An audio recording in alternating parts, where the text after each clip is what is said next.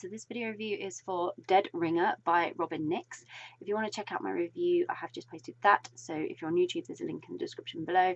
And if you are on my blog, there is a link within the post. And this is the video review. So, Dead Ringer by Robyn Nyx. This was really intriguing.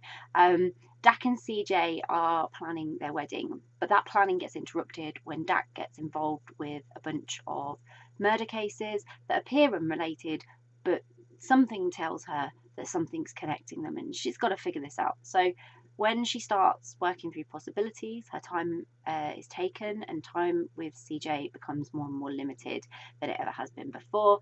And it's a race against the clock if she's going to save whoever this next victim might be. But she's got to figure out first. She's got so much to unpack and figure out. So this is kind of part of the series. It follows on from the first book, and if you haven't read that, you probably won't understand the characters in as much depth. But what I love about this is if you haven't read the first book, then you can still pick this story up. Essentially, it's about the murders going on in Dak, and it's her uncovering the mysteries, so you can still enjoy it. There's lots going on in there, and so you can read it on its own. But I recommend reading Dead Pretty, which is the first book, because it will give you all that introduction to Dak and CJ and how their lives work. So I love the way this adventure for Dak was set up. It used different points of view, which was really, really interesting, and it had a very sort of clever premise for the serial killer, which it meant that Dak was on her toes. She was really looking for clues, and at the same time, as the reader, and this is what was so clever about it, as the reader, we were getting insight, but not enough to be clear what might be happening next, but enough to understand what the serial killer was doing, but not enough to understand what might happen next and how that was going to affect Dak and whether Dak was going to be able to figure it out. It was very, very clever, and yet it was really thought-provoking and a really interesting way to present the serial killer character, because the way it was presented made you question things, and it made you think about whether, like, it presented questions to you that you probably wouldn't think about, but now they were being presented to you, were at the forefront of your mind, and you were now thinking about them. It's such a clever concept, and yeah, it got me thinking, and a little bit worried at times, but it got me thinking, and that's what I like. I love a story where you can really get into it, and it's thought-provoking, and you think about things that you wouldn't normally. It's so insightful.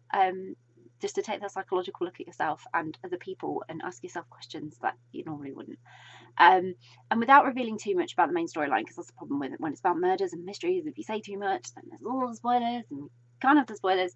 I loved the personal questions presented both to Dak and CJ for their careers. They were doing the same thing you were doing with the serial killer, and they were sort of thinking about their future together and how this was going to work and where their careers were taking them and how they were going to work, especially CJ, because it was kind of sidelined a little bit in this. This was very much a Dak focused story, but CJ had that little bit where I understood her dilemma and I felt for her, because she obviously was enjoying what she was doing before, and now it was going to be completely different and maybe not work the same way, and so her moral conscience wouldn't let her, and so she had her own little dilemmas going on whilst wondering when they were going to get back to the wedding planning, if they were going to get back to the wedding planning.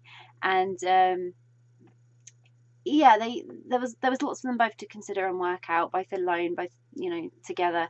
And even though they didn't spend too much time together in this story, I think it really strengthened their relationship, and it showed how strong it was already, because they had to work on trust and understanding of one another, which they already have. They pretty much have that down, but they really had to rely on it. So it was a most intriguing mystery and another racing dark adventure for Dak. So I can't wait to find out what the future has in store for both CJ and Dak, and really excited for hopefully more in this series. So I'll pop a link in the description so you can grab a copy of Dead Ringer by Robyn Nyx, which I really, really hope you will. If you've read Dead Ringer, would love to know what you thought of it, so please do share your thoughts in the comments.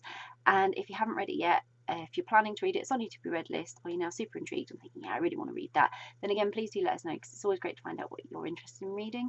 And if you do read it, I really, really hope you enjoy it, and I really hope it gets you thinking. Bye!